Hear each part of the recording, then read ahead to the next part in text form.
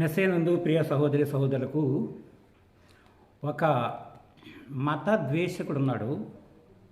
అతని పేరు ప్రవీణ్ కుమార్. కుర్రోడు చాలా మంచి కుర్రోడు. కానీ మరి ఎందుకో ఎక్స్ క్రిస్టియన్ అని చెప్పుకుని ఉంటాడు. ఎక్స్ క్రిస్టియన్ అని చెప్పుకుంటాడు. ఇది కూడా ఈ ఈ ఈ ఈ ప్యాంప్లెట్ ఒకటి రిలీజ్ చేస్తూ ఉంటాడు. ఎక్కువగా అందరికి పంపించి హిందువులందరినీ కూడా, అంటే క్రిస్టియానిటీలో ఉన్న వాళ్ళందరినీ కూడా హిందూ మతంలోకి మార్చాలనే ఉద్దేశం మీద ఈయన ఈ విధంగా ప్యాంప్లెట్ తయారు చేసి పంచిపెడుతూ ఉంటాడు అన్నమాట. అంతేకాకుండా ఈయనకేదో బైబిల్ తెలుసు అన్నట్టుగా, తర్వాత బైబిల్లో ఏవో బూతులు ఉన్నాయని, బైబిల్ అంతా కూడా పచ్చి అబద్ధాలని ఏవో చెప్తూ ఉంటాడు. ఎలిగేషన్స్ అనమాట.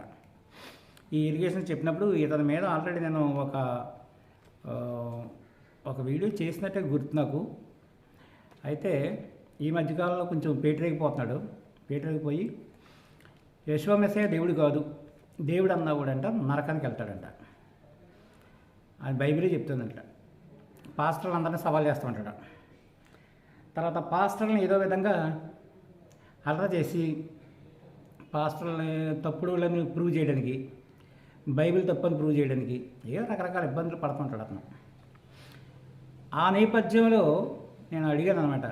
ఏంటని అడిగితే ఒకసారి నాతో డిబేట్ చేస్తా అన్నాడు. మళ్ళీ తర్వాత ఇప్పుడు మాట్లాడలేదు అతను. ఇక ఏంటంటే అతని గోల్ ఏంటంటే ఇలా డిబేట్స్ కూడా కాకుండా ఏదో చాప కింద నీరులాగా గ్రౌండ్ వర్క్ చేసుకుంటూ క్రిస్టియన్స్గా ఉన్న వాళ్ళందరినీ కూడా మరలా గర్వాపాస్యాలు చేయడం అంటే వెనక్కి రప్పించుకోవటం, తన మతంలోకి రప్పించుకోవటం కోసం అతను ఈ బైబిల్ మీద, పాస్టర్ల మీద, దేవుడి మీద, అందరి మీద బురద చల్లుతూ ఉంటాడు.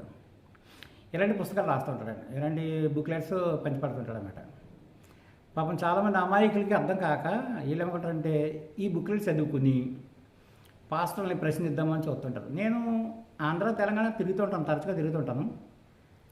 ఇలాంటి వాళ్ళు ఎక్కడైనా దొరుకుతారేమో అని నేను అనుకుంటున్నాను కదా. నాకు ఎవరో దొరకలేదు ఇంతవరకు. ఎవరన్నా కొన్ని ప్రశ్నలు అడుగుతారేమో, వాళ్ళకి సంబంధం చెప్దాం అనుకోండి. గర్వాపాసి అనే మాటకి అసలు అర్థం ఏంటంటే మళ్ళీ వెనక్కి తిరిగిపోవడం. బైబిల్లో చాలామంది మెస్సయ్య గారి యొక్క మాటలు కఠినంగా ఉండడం వలన వెనక్కి వెళ్ళిపోయిన వాళ్ళు కూడా ఉన్నారు. నేను ఈ గర్వాపాసీల యొక్క సాక్ష్యాలు కూడా వింటూ ఉంటాను. కరుణాకర్ పెడుతుంటాడు. అలాగే ఇంకా కొన్ని గ్రూపులు ఉన్నాయి. ఈ గ్రూపులు సనాతన సేనని, తర్వాత శ్రీకృష్ణ సేన, అభిమన్యు సేన, ఏవో కొన్ని సేన అని పేర్లతోటి కొంతమంది వాళ్ళ యొక్క మతం కోసం ప్రచారం చేసుకుని ఉంటారు. తప్పేం కాదు అది. ఎవరి మతాన్ని వాళ్ళు ప్రచారం చేసుకోవడం పొరపాటేం కాదు, తప్పు కాదు. అయితే సనాతన సేన కానీ లేకపోతే అభిమన్యు సేన కానీ ఇలాంటి సహోదరులు కొంతమంది ఉన్నారు. వాళ్ళు నాకు తెలుసు. వాళ్ళు నాతో మంచిగానే మాట్లాడతారు, నేను వాళ్ళతో మంచిగానే మాట్లాడతాను. అయితే వాళ్ళకి మనకి వివాదాలు ఏమి లేవు. ఈ కుర్రోడు మాత్రం కొంచెం ఫాస్ట్ అనమాట. కొంచెం ఎక్స్ట్రా చేస్తుంటాడు. ఎక్స్ట్రా చేసి బైబిల్ విషయాలు రకరకాలుగా మాట్లాడటం ఇలాంటి పని చేస్తుంటాడు అనమాట. అందువల్ల నేనేమంటున్నానంటే, ఇతను ఇంకో మాట అన్నాడు. యేసుక్రీస్తు అంటే యేసుక్రీస్తు అంట శ్రీకృష్ణుడి యొక్క కొడుకంట. యేసుక్రీస్తు యొక్క తండ్రి శ్రీకృష్ణుడు అన్నాడు. అతను ఎక్కువగా చదివే ఒక గ్రంథం ఉంది. అతని గ్రంథం ఏంటంటే భగవద్గీత యథాతథం. ఇది చదువుతుంటాడు పుస్తకం. ఇది ఆయన యొక్క గురి. ఇది ఎక్కువగా చదువుతుంటాడు అన్నమాట. తన కోసమే కొన్నాను ఈ పుస్తకాన్ని. తన కోసమే కొని ఈ పుస్తకం అంతా చదివాను. నేను చదువుతున్నాను ఇప్పటికి. స్టిల్ ఒకసారి చదివితే జరిగేది కాదు కదా, చదువుతూ ఉంటాను, రిఫర్ చేస్తూ ఉంటాను అప్పుడప్పుడని. భగవద్గీత యథాతథం. మరి దీంట్లో ఎక్కడ కూడా యేసుక్రీస్తు శ్రీకృష్ణుని యొక్క కొడుకు అని ఎక్కడ లేదు. యేసుక్రీస్తు యొక్క తండ్రి శ్రీకృష్ణుడు అని ఈ గ్రంథంలో ఎక్కడ నాకు కనిపించలా. మరి ఏం చెప్తున్నాడో అర్థం కావట్లా. ఇతని ఏం పేరు అన్నారు? ప్రవీణ్ కుమార్. ప్రవీణ్ ఏం తక్కువే చదువుకోలేదు, బాగా చదువుకున్నాడు. ఇంజనీరింగ్ పూర్తి చేశాడంట. SC candidate. నన్ను ఒకసారి అడిగాడు, నువ్వు నిజంగా పాస్టర్ అయితే నీ సర్టిఫికేట్ పంపించమని అడిగాడు. నేను నా సర్టిఫికేట్ పంపించాను. ఇండియన్ క్రిస్టియన్ అని ఉన్నది. నా సర్టిఫికేట్ మీద ఇండియన్ క్రిస్టియన్ అని ఉంది, పంపించాను. ఆ తర్వాత నేను అడిగాను అతన్ని, నీ సర్టిఫికేట్ కూడా పంపించాను. ఆది ఆంధ్ర క్రిస్టియన్ అని చూపించాను. ఎందుకంటే నువ్వు ఎక్స్ క్రిస్టియన్ అంటున్నావు కదా, నువ్వు ఎక్స్ క్రిస్టియన్ అని మరి నేను ఎలా నమ్మాలి? కాబట్టి నీ నీ సర్టిఫికేట్ నాకు పంపించాను నన్ను. ఇంతవరకు పంపలా. నా సర్టిఫికేట్ పంపించమని పని లేదన్నాడు. మరి నా సర్టిఫికేట్ ఎలాగ అడిగాడు? దొంగలండి, దొంగలు. దొంగలు పంపరు. ధైర్యంగా ఉన్నవాడు ఏం చేయాలంటే, నాతో స్ట్రైట్ ఫార్వర్డ్గా ఉన్నవాడు నువ్వు కూడా స్ట్రైట్ ఫార్వర్డ్గా నీ సర్టిఫికేట్ నువ్వు పంపించాలి. నువ్వు ఇంతవరకు నీ సర్టిఫికేట్ పంపించలేదంటే దాని అర్థం ఏంటంటే నువ్వు ఎక్స్ క్రిస్టియన్ కూడా కాదు. పేరుకి చాలామంది ఎక్స్ క్రిస్టియన్ అని చెప్తున్నారు, కానీ వీళ్ళందరూ ఎక్స్ క్రిస్టియన్స్ కాదు. ఈవెన్ కరుణాకర్ కూడా ఎక్స్ క్రిస్టియన్ కాదు. ఈ గర్వాపస్యులు కూడా చెప్పే మాటలు ఏంటంటే, మేము యేసుప్రభుని నమ్ముకున్నాము, నమ్ముకుంటే మేము ఏదో ఇలా జరుగుతుంది అనుకున్నాము, అలా జరిగింది, ఇలా జరుగుతుంది అనుకుంటే అలా జరిగిందని చెప్తారు. తర్వాత ఎక్కువగా వీళ్ళు ఈ ఎక్స్ క్రిస్టియన్స్ అందరూ కూడా మళ్ళీ వెనక్కి వెళ్ళిపోయి వాళ్ళ మతాన్ని స్వీకరించిన వాళ్ళు ఎక్కువగా చెప్పే మాటలు ఏంటంటే, పాస్టర్లు మమ్మల్ని మోసం చేశారు, పాస్టర్లు మా దశమ భాగాలు తీసుకున్నారు, పాస్టర్లు మా కానుకలు తీసుకున్నారు, పాస్టర్లు మమ్మల్ని వాడేసుకున్నారు, ఈ టైప్ చెప్తారు.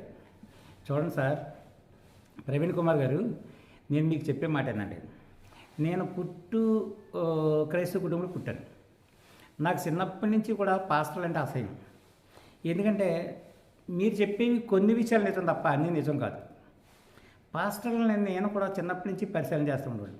చాలామంది మంచి పాస్టర్లు ఉన్నారు, చాలామంది చెడ్డ పాస్టర్లు కూడా ఉన్నారు. అయినా మనం దేవుడిని నమ్ముకున్నదే పాస్టర్లను చూసి కాదు కదా. అలాగే గర్వాఫీసర్ అని మీకు కూడా చెప్తాను. మీరు గర్వాఫీసర్ ఎందుకు అయిపోయారంటే పాస్టర్ మీద కోపగించి లేకపోతే ఇది ఏం చెప్తున్నారు మీరు? అది కాదు మనం చెప్పాల్సింది. మనం నమ్మింది దేవుడిని నమ్మినోడు దేవుడి మీదే ఉండాలి. ఒకడు అన్యాయం చేసినా మోసం చేసినా ఏం చెప్తున్నా అదంతా దేనికోసం అనిపించాలి? మనం నమ్మిన దేవుని కోసం మనం అనిపించాలి. అంతేగాని ఆడెవడో మోసం చేశాడు కాబట్టి మనం దేవుడిని తిరగటం అనేది అది కరెక్ట్ కాదు కదా. వెనకడికి ఎవడో చెరువు మీద కోపం నుంచి ముడ్డెండి పెట్టుకున్నాడట. అలా ఉంది మీ యొక్క గర్వాపేసుల యొక్క సాక్ష్యాలు. ఇప్పుడు నేనున్నాను, ఎంతోమంది పాస్టర్లను మోసం చేశారు. క్రిస్టియన్ సంస్థల్లోనే నేను పనిచేయలేకపోయాను. వాళ్ళ అవతావకలు వాళ్ళ పరిస్థితులు అన్నీ నాకు తెలుసు. పాస్టర్ని ఉతికి ఆరేసిన రోజులు కూడా ఉన్నాయి. అలాగే క్రిస్టియన్ మిషనరీస్ని ఉతికి ఆరేసిన రోజులు కూడా ఉన్నాయి. సత్యనగర్ పోరాటం అనే పత్రిక ద్వారా వీళ్ళందరినీ పూర్తిగా ఎండగట్టిన రోజులు కూడా ఉన్నాయి. అయినప్పటికీ కూడా మాకు మెయిన్ కాదండి. నేను నమ్మింది మెస్సేని, నేను నమ్మింది ఆయన్ని. ఆయన నాకు మోసం చేశాడంటే ఆయన నాకు మోసం చేయలేదు.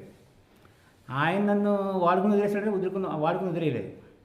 కాబట్టి మనం ఏ గోల్ మీద అయితే ఆయన నమ్ముకున్నామో అదే గోల్ మీద నిలబడాలి. కష్టాలు వచ్చినప్పుడు వెనకపోవటం, లాభాలు వచ్చినప్పుడు ముందుకెళ్ళటం, దాన్ని ఏమంటారు? అది కరెక్ట్ కాదు. అది ఏ మతంలోనైనా సరే కష్టాలు ఉంటాయి, బాధలు ఉంటాయి, శ్రమలు ఉంటాయి, అన్నీ ఉంటాయి. మోసగాళ్ళు ఉంటారు, దొంగలు ఉంటారు, దోచుకునే వాళ్ళు ఉంటారు, అలాగే సహాయపడే వాళ్ళు కూడా ఉంటారు. ప్రతి మతంలోనూ ఉంటారు వాళ్ళు.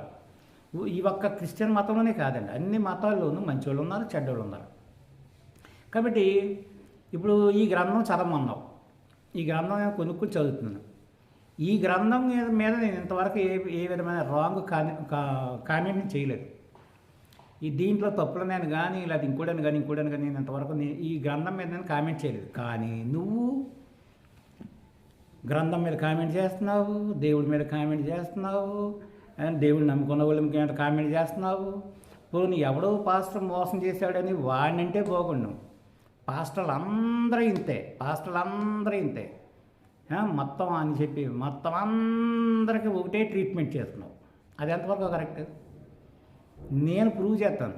ఏమనంటే యేసుక్రీస్తు దేవుడని నేను ప్రూవ్ చేస్తాను. నీకు నిజంగా దమ్ము ఉంటే నాతో మాట్లాడు. నువ్వు అంటున్నావు కదా దేవుడని లేదు అని చెప్తున్నావు. ఆ కరుణాకర్ అంతే. ఆ కరుణాకర్ గారికి ఏం తెలియదు. ఈ అంత పేటీఎం బ్యాచ్లాగా ఉన్నారు మీరు, అర్థమైందా? కాబట్టి మీరు ఏం మాట్లాడుతున్నారు మీకు అర్థం కావట్లేదు. ఆయన దేవుడని బైబిల్ చెప్తుంది, నేను ప్రూవ్ చేస్తాను. వస్తావా నాతోటి డిబేట్కి? వస్తావా? నువ్వు ఎంతమంది గర్వాపేశలు అంటున్నావు? గర్వాపేశలు అందరూ అలా వెళ్ళిపోవడం గల కారణాలు చాలా ఉన్నాయి. ఒక 15-20 కారణాలు రాశాను గర్వాపేశీలు ఎందుకు అవుతారు. ఆ గర్వాపేశలు అయిన వాళ్ళందరూ కూడా విశ్వాసంలో బలమైన వాళ్ళు కాదు, బలహీనలు. వాళ్ళు ఏదో కావాలని ఆశించి వచ్చారు, అది దొరకలేదు. అక్కడ దొరకపడంతో వెనకపోయారు. ఆశించవలసిన ఇవి కాదు, ఈ లోకానుసారమైన థింగ్స్ని ఆశించి ఆయన నమ్ముకోవడం వల్ల ఉపయోగం లేదు. ఆయన ఇచ్చే వరకు కూడా వెయిట్ చేయాలి. అదేవిధంగా కష్టాలు ఉంటాయి, బాధలు ఉంటాయి, శ్రమలు ఉంటాయి, అన్నీ ఉంటాయి.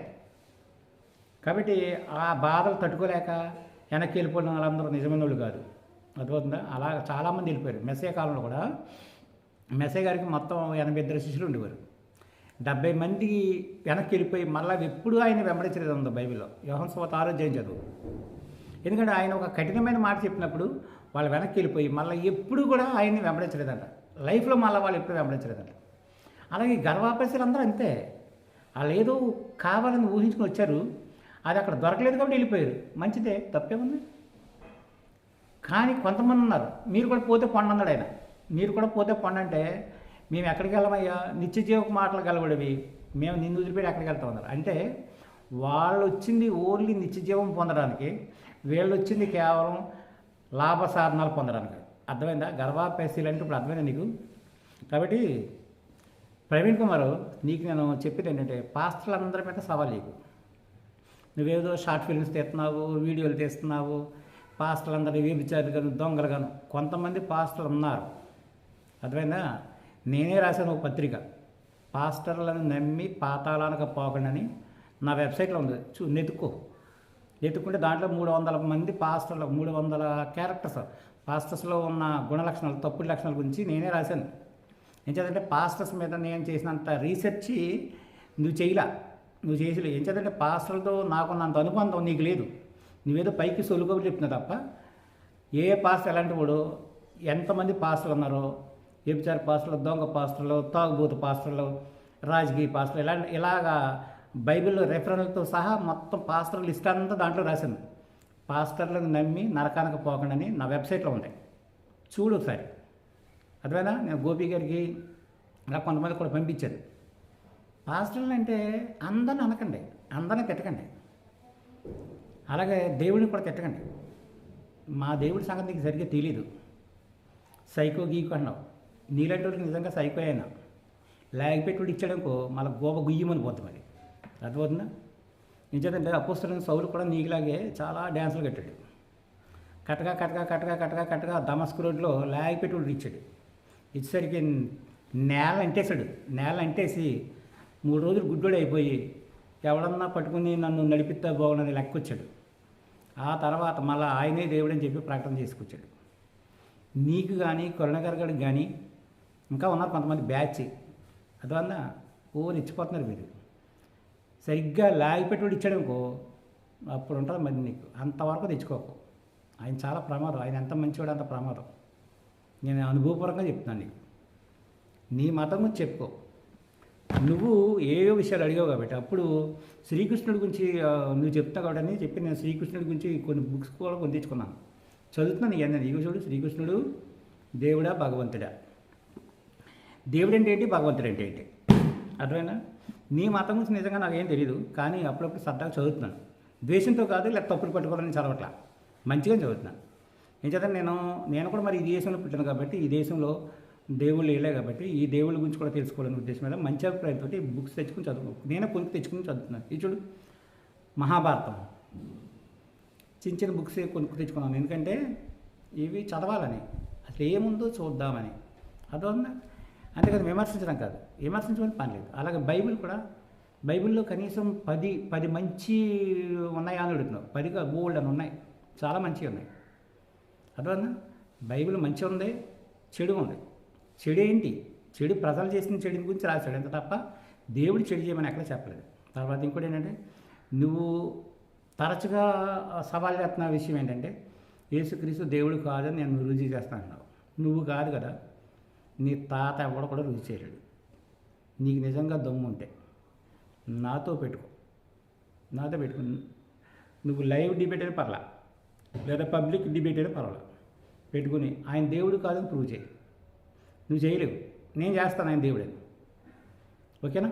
కాబట్టి నువ్వు పరమతాన్ని ద్వేషించడం ఆపేసి నీ పనులను సక్రంగా చేసుకో, మా జోలికి రాకు. పాత్రలనే అందరినీ తిట్టకు.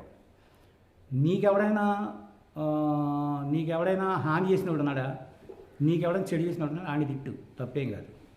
అందరూ ఒకటే అంటే మాత్రం నేను ఊరుకోను. అదే నీకు ఇది first and last warning video ఇది, ఓకేనా? ఇదే ఫస్ట్, ఇదే లాస్ట్. నీకు ఇంకోసారి ఎప్పుడైనా అందరు పాస్టర్లు అంటే మాత్రం ప్రతిదానికి నేను నీ మీద వీడియో చేయవలసి వస్తుంది, ఓకేనా మిస్టర్ ప్రవీణ్ కుమార్? ఓకే.